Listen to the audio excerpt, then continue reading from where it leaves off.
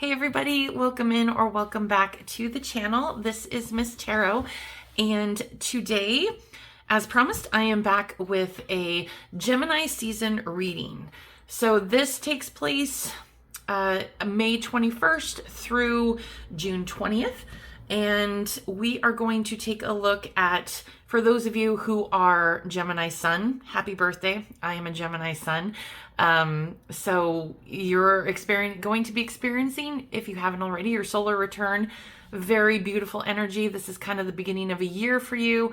So let's take a look. But this reading is also for people who just want to know what is going to happen for them during Gemini season as a whole. So you don't have to be Gemini just to get the messages from this reading. Okay? So we are going to use the Tarot of the Abyss. If we really have to, I'll bust out my good old Rider-Waite Tarot for additional clarification. But we're also going to use the Wisdom of the Oracle as well as the angel number messages for some specific messages at the end from your spirit guides.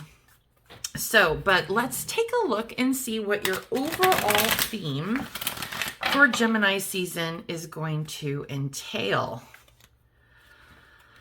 And you know, it's funny because while I do this reading for others, I typically don't ever do readings for myself just because I feel like I have a very unconscious bias. I think we all do in terms of knowing which way we want things to go.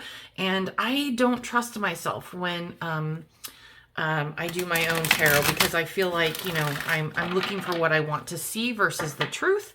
But I do look forward to doing the Gemini season tarot readings because while I'm doing it for you, there might be little glimpses of things for me, and it removes a layer of the bias. But I hope everybody's doing well. We're coming into the summer months, so that's always nice. I'm having Spirit. I just saw a really good card pop out, so just hoping Spirit will give us a little bit. Okay, that is way too many, but we're going to take them. You know what? Maybe they just have a lot to say to us Geminis and us, or for Gemini season. We got Milk and Honey, 51. We got Regeneration. We have Fork in the Road. This has actually come up a couple times in readings for Geminis recently. Message in a Bottle and To the Sea. So these are all very overwhelmingly positive cards. So let's kind of start there and go through each one of these. This might end up being a longer reading just because of the cards that are coming out. And then we will get some clarification with the Tarot of the Abyss. But let's see here. So, you know what? Let's start with, just go left to right like normal and take a look at Milk and Honey, which is the number 51. If this message kind of, and obviously take the messages that resonate and leave the rest. Not all of these cards are going to apply to you guys, but we'll try to build a cohesive messaging across the board, but obviously, take the bits that resonate. So essentially, this is kind of a taste of prosperity. These are authentic opportunities that are going to arise. It's kind of the sweet time in your life. Everything should be, it's going to feel very blessed, okay? Everybody wants to have that period of time, whether it's weeks, months, years, where they're just content and the good things in life are coming your way. If this is this also, I want to say, is usually a protection message. And it really means that your spirit guides, I'm trying to think of a really good way to say this, but your spirit guides are absolutely wrapping their loving arms of protection around you. They want you to feel blessed. They're trying to push through the good things in not only in just a loving way, but in a karmic way. So this is kind of just their protective also way of saying, you know what, we're going to make sure that only the good things are going to be coming to you right now. Now, when it comes to regeneration, that kind of could possibly be speaking to things that happened, I want to say, in the recent, months. It could be weeks, months, whatever time you can actually think of where you've gone through something very trying. Think of it as like the ending of a cycle or a tower moment. The regeneration part with the number 46, which is actually a 10, which reduces to 1, is all about the beginning of a new cycle, right? So it's rebirth. Think of it kind of like as the judgment card. You're or a phoenix, a rising phoenix, rising from the ashes type thing. This is a very much a rejuvenation period. And I think it's funny that it came out with the milk and honey, because I think that through this regeneration, you are going to feel content, like things are finally going your way. Whatever you may have perceived as a failure or loss is now being replaced by something better. And there's a powerful growth message in this particular card, and it has a lot also to do with destiny. So just kind of take that as a generic message, but of course we'll get more specific with the tarot. Fork in the road is a little bit different. Sometimes you might think of a fork in the road as in like coming to a stop and making a decision as to it going left or right, or but it's not. It has more to do with, instead of going on a straight line, you're going to take the scenic route. So everybody knows the distance between 2 points, the shortest distance between 2 points is a straight line, as the crow flies, right? But sometimes we need to take the scenic route because of one thing or another. And that's kind of what the fork in the road is. The decisions that you make are going to have consequences, and not in a bad way. The consequences aren't necessarily in the bad way. They just alter your journey a little bit, right? So, just kind of be mindful that you may have either made a decision, or you have arrived in a fork in the road where you will be asked to come to a decision. And it's like, which path are you going to take? Are you going to take the very known way around that you've been down before? Or are you going to, take the road less traveled? And, this is your choice. And obviously circumstances and other people are not going to make it for you. So, it's really important to understand that no matter which path you choose, you're going to have a rich and meaningful experience in terms of fork in the road, right? This is about coming as far as you possibly can in the current journey, and now making a conscious decision about, taking a more scenic route or skipping straight to the end. So of course we're going to pay attention to that decision making in a little bit. Message in the bottle is usually something to do with, and this is a number 6 again. So we got a couple 6s here, which is really interesting. In the tarot, 6s are things moving past the difficulty of the 5s, the challenging stages. Like, this is the road ahead is getting smoother, it's getting easier. But when it comes to message in the bottle, the message in the bottle usually has a lot to do with, how do I want to say this? Communication, obviously, because, here we are, messages in a bottle. But it's divine communication. Think of like how lucky you would have to get. Of course, I don't believe in luck whatsoever. I believe everything happens for a very specific reason, but just kind of imagine yourself if you're walking on a beach and a message in a bottle washes up. Now, what are the chances that you happen to be walking on that beach just at the right moment to see this message? This message was clearly meant for you, right? Because tons of people could have walked past that, seen it, and it meant for them, but it had to be the right timing for you. So consider this a very divine message. It's spirit sending you signs when you ask for them. So number one, don't be afraid to reach out and ask for clarification, or, ask for signs, when you need them. And allow yourself to become very fluent in receiving that communication from spirit, because it's never direct, right? They speak to us in the language of, symbols, oracles, omens, numbers. And that's why I'm so thankful that we have the angel numbers that we are going to pull too. But, keep an eye out this month. I know that when I am in a very particular alignment, I will see repeating numbers consistently. It's been like that for several years. I daily see 444, and I've always asked for that just as a reassurance that I am, protected, and that my spirit guides are there. I always ask them, I need to see 444 daily, please, and they make it happen. It's never in the same form, but it definitely happens. And I do notice that when I'm more in alignment, I start seeing 1111, or if I have a high vibration, a very high energy that you can feel, I do see the same numbers as well. And 222, I have been seeing 333 a lot lately, which is, speaks to growth and achievements and that sort of thing. And I really do feel like in my life that I have been growing exponentially. So, but this is not about me.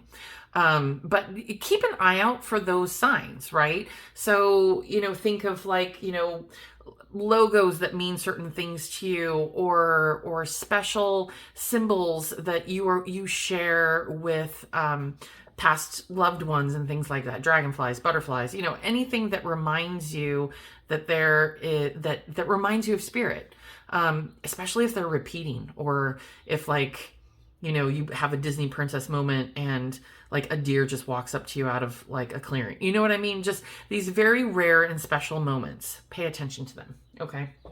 That was a lot to just say pay attention, but I need to work on being more concise. Hey, you know what? Geminis are talkers, so I am not going to apologize for that.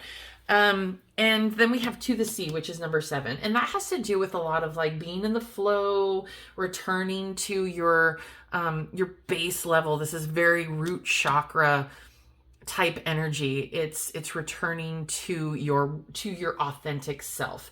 And, isn't it, just the most lovely feeling to feel like everything's in sync, right? And that's kind of what this is about. Especially since when you stop scrambling and really allow the opportunities to come your way, it really wakes you up to the prosperity of how and why everything seems to be going the right way. It's really interesting. When you get into that flow, it really helps if you address your beliefs about abundance and money, and how everything flows from your inner world, and it's when that happens, it's reflected in the outer one. So kind of, there's so many sayings that they say about that, where it's be the change you want to see in the world, or energy in, energy out. What you put out into the universe is what you get back. And that is the law of attraction, right? So if you are high vibration and you're positive and focus more on the things that you want, and pretty much convince yourself and say you know what, I have this, and make it reality for your brain. It's really interesting how it actually affects in your outer worlds and comes to you very naturally. So, okay, again, very long-winded messaging about that. I apologize. Hope you're still with me. We're probably already 10 minutes into the reading. Woo! You know what? You wanted to come out, so you flipped. So we're keeping you. I don't know what you want, but we'll see. All right, let's see here. We're gonna do my one of my favorite decks, Tarot of the Abyss. Haven't used it in a very long time. Love the artwork on this thing. All right, so you know what? We're going to keep that for Milk and Honey. Give me a clue about regeneration, please. Thank you. How about Fork in the Road? Cool. How about Message in a Bottle? What we got? Cool. I saw a flash of that. It's the Magician. Oh, that's a lovely card. Okay. And to the sea, please, Spirit. What do we got? Thank you. The World. Oh my gosh, I wonder how many major arcana are in here for this. Okay, so the Wise One, which is technically, oh gosh, it's the Hierophant. I believe it's not the High Priestess, right? Is it the High Priestess? I'll find out. And then we have the Queen of Cups, the Ten of Swords, the Magician, and the World. Oh my goodness. And I am going to, I really do think that the Wise One is the Hierophant. I'm like 99.9% positive. So the Hierophant is here with milk and honey. So, the Hierophant is a lot, and in this deck, it's the Wise One. So think of the Hierophant in terms of contracts, putting things in a contractual form where it's done and stamped, right? Think of situations in your life right now that have gone your way in your favor. I don't want to say judgments because it's not really like the Justice card. What do I want to say here? I think that what we're looking at in terms of milk and honey being clarified by the Wise One, or if you want to call him the Hierophant, it's kind of more along the lines of this being like the spiritual healer and like a shaman, passing down knowledge and wisdom. So, tradition is something that's very, very important to this particular figure in this card. And it's, when you think about how they get there, it has to do with generations that of wisdom that is passed on, right? And so when this card appears, sometimes it has a lot to do with like spiritual guidance. So maybe what we're looking at for you is really relying deep into your faith, that is really going to awaken you to how abundant you actually are. So, giving thanks to the universe, to, God, to your spirit guides, whoever, whatever deities, whatever gods, whatever anything, whatever higher form that you believe in, there is some wisdom that is imparting down to you where you are going to feel incredibly content and safe in your world where you haven't been like that for a very long time. It also could mean that you are going to be receiving some spiritual guidance that is really going to pave the path to that, to being, this abundance and prosperity and just pure contentment. Think of this milk and honey card as like the Nine of Cups. Okay.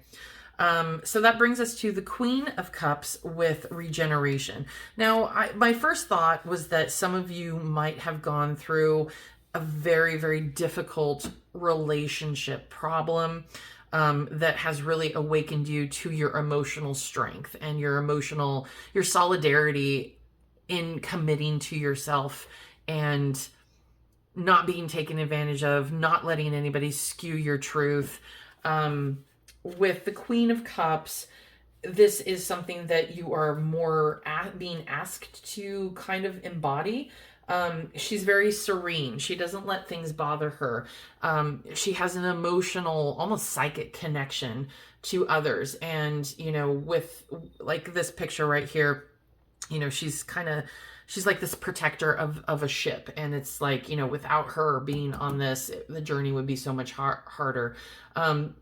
There's a lot of natural ability to bond with people. And I think that despite whatever happened in terms of this regeneration, almost like Tower card rebirthing, is that you are coming back out of your shell, maybe because you had retreated for a while, because, people suck sometimes. They do. And they hurt each other. They can be incredibly wicked. But you are being encouraged to rise from those ashes like, the beautiful phoenix that you are, and not let the actions of others destroy your inner light and destroy your love for yourself, your love for others. Kind of just don't let them dim your light. Okay. I think that's the main message here, but again, we'll get some more. Now, when it comes to the fork in the road, we have the 10 of Swords here. And we were talking about the fork in the road being about, taking the scenic route or just taking a different direction that's going to have action and consequences. But either way, it's going to be for your highest good. The 10 of Swords in this particular deck has a lot to do with wisdom and learning from your mistakes. And the fork in the road is similar to that in the fact that, when we talked earlier about when you come to the fork in the road, do you take the path that you've traveled before, that you know this road and you know where it leads, and sometimes it can be good, sometimes it can be bad, but you still have to get through it? Or do you want to take the more adventurous route that other people have taken that have that you feel might be a little bit more adventurous? So this has a lot to do with ending this cycle, because I said, with the fork in the road, you're coming to a T-zone, right? You can't go any farther on the journey right now until you make a conscious decision. And so you're being asked to, number one, let the cycle, understand that this cycle is ending and that you've come to this, juncture to where you need to make a conscious decision as to which path is going to be the way you go. But there's a lot of wisdom that's involved in this. We got the owl and the little old man here. And the 10 of Swords is all through sprinkled through the feathers of this owl. And the owl is obviously the symbol of everlasting, wisdom and just having all that sacred knowledge basically kind of woven in between him, where he's influencing this other person who has pretty much, obviously if you're older, you've seen, you've spent many years on this earth, and a thing or two, right? A thing or two is what I tell my teenage son. Listen, buddy, I've been on this earth twice as long as you, so I know a thing or two. Don't discount it. So I think there's a message here also to kind of humble yourself a little bit and understand that, yes, while you know a thing or two about being around and experiencing certain things, you do have wisdom, but there's more that lies ahead. Now, which path are you going to choose? Are you going to choose the path that equals the growth, or are you going to choose the path that keeps you on the same, route that is not really going to change in terms of bringing you into your higher self opportunity type thing? Okay.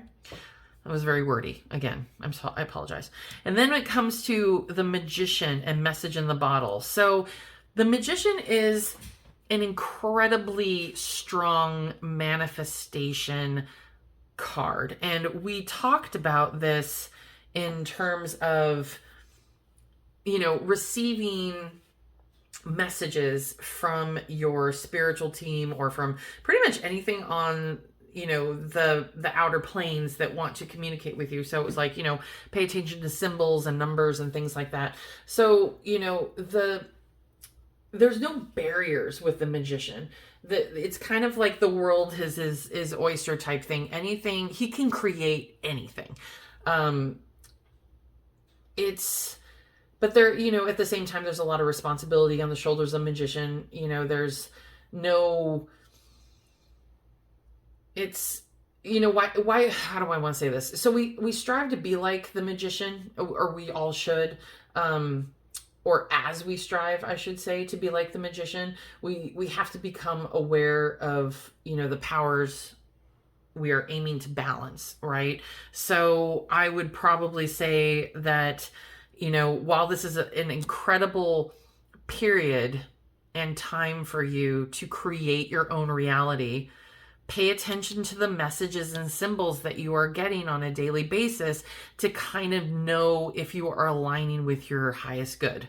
Okay. And that kind of goes along with what we were talking about, the fork in the road too. So in order to make a conscious decision where you feel better informed and maybe better supported by your spiritual team, pay attention to the messages and then co-create with the universe on what you want. And this will kind of help you know if you are on the right path. Okay, so keep an eye out.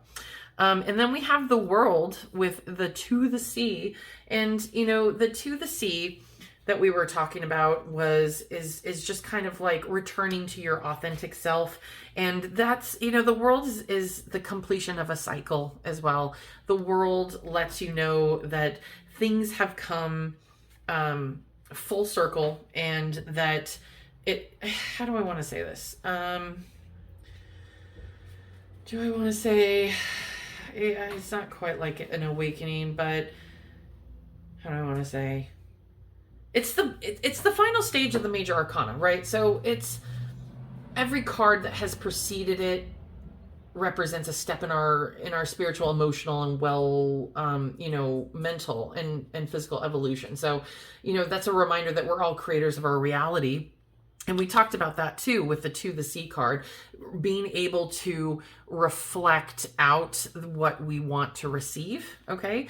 So what we're taking a look at is, if the world card, you know, is going to appear, especially with this, it's definitely a reminder and probably a request to really spread all your energy and efforts, your dreams, your passions, everything that you've worked so hard for. Understand and know that you are going to be rewarded. What you have sown through this journey is about to be reaped. Really own it, believe it, and watch it come into fruition. So, but also, you know, a reminder with the world card, you need to take some time to enjoy that success, to revel in your success and your goals and everything that you have done that has completed this cycle. So it's really kind of cool that, especially for you Geminis experiencing your solar return, while there's rebirth, there is also kind of like an end, right? There's the world coming full cycle, and then here we are getting ready to start a new cycle. I think that's really interesting because obviously you can't have a rebirth without a death, right? And when I say death, I don't mean this in a literal or even a negative sense. Like, you know, a cycle is stopping and here we go. Kind of like thinking of the 4 seasons. We have to have a winter where everything dies off in order for spring to just bloom with life. So we got to go through that period before the rebirth happens. Sadie, don't growl. It's really just a neighbor dog. Such a brat. Okay, so let's see what else. Let's get some messages going. Hey, quiet. Don't even start growling. She really doesn't like the neighbor dog, and I think it's so funny. Nicest dog in the world to everybody except the neighbor dog. Okay, so can we have some advice for what's coming? Gonna throw them all out. Here we go. Okay. And I'm going to get a little bit of clarification with the Rider-Waite as well. So, here we go. Okay. So we got the 6 of Swords. Okay. And we're taking that with the Wise One, the Queen of Cups, regeneration, and milk of honey. The 6 of Swords is all about flying away from your troubles, sailing into smoother waters, leaving the 5s behind. 5s, challenges and difficulties and conflict and everything. Bye. See ya. Bye. This picture, if you can see it, is this woman flying away on the back of a crow over turbulent waters. And she's like, I'm out of here. Pretty much. I am out of here. And then we have the 5 of Cups with the 10 of, what am I trying to say here? We're going to kind of take this together. With the Queen of Cups and the 10 of Swords along with regeneration. We're just going to kind of use this as a bridge here. So the 5 of Cups usually has to speak to what we are leaving behind, what has kind of spilled in front of us. We have a couple things that are left, and that's what we're going to build on, right? So you couldn't have had the rebirth and regeneration without spilling some tea. right? Without spilling some of this, excuse me, without losing a bit. But you still have these two things left. And I think this is more of an advice and a reminder that you're not starting from scratch. It may feel like that because sometimes rebirth and regeneration can feel like we're starting from the ground up. You are not. There is something that is still with you in terms of, with the Queen of Cups and the Ten of Swords that we talked about having that inherent wisdom, that you learned these things along the way. You are smarter and wiser because of it. And you did not, or you were being advised to really pay attention to what you have left over and not let that dim your light. Remember what we were saying about that? Okay. And then we have with the Magician, Ten of Swords kind of bridge with all this stuff, the Six of Wands, okay? And the Six of Wands is victory. It's showmanship. It's showing the world that you know what you're doing. You're performing. It's achievement. It's like, everybody watch me. I'm a superstar. That's even enough said. But I think with the message in the bottle, Magician and Ten of Swords, it's kind of like, when we were talking about the fork in the road, I think you need to pay attention with the I didn't say Six of Swords. I said the Six of Swords here. Six of Wands here, that you are going to be successful. I want to say no matter what, but I think there is kind of like a level of manifestation that you can achieve that will be successful. So it's kind of like, what are your wildest dreams of goals of aspirations right now? You are absolutely going to achieve it. You have the knowledge, you have the ability to do it. Are you going to choose that fork in the road that might be a little bit more challenging, but it's going to, test you and you're going to come out victorious? But, with the Magician here, it's pretty much encouraging you to just imagine what you are able to do. Imagine what's possible and you can actually achieve it. Okay. And then we have the Chariot. So between the Magician and the World, I think you're going to be pulled into two types of different directions. The Chariot has dual messaging. There's a lot about the Chariot in terms of things taking off into a great speed and powerful and just charging full ahead. And that could very well be the main message that you could take out of this once that you understand and really have a clear message as to what you want to co-create with the universe. That end of cycle is going to start. And remember what we said about the world, just all of a sudden giving you everything that you want right away. It's going to come in fast once you get that Magician energy kind of, push through, right? Like clarify, get what you want, get clear, and then, here we go. But I will also say that sometimes the Chariot comes with like a little bit of a warning. The Chariot can pull you in two different directions. If you think of, this isn't the best picture of it because she's on swans, but if you think of a traditional, thank you FedEx, it's so loud. If you think of a traditional, chariot back in the Roman days, it was two charging horses, right? And it takes skill and it takes a lot of power to keep them charging forward cohesively together on the same path, right? Same mission.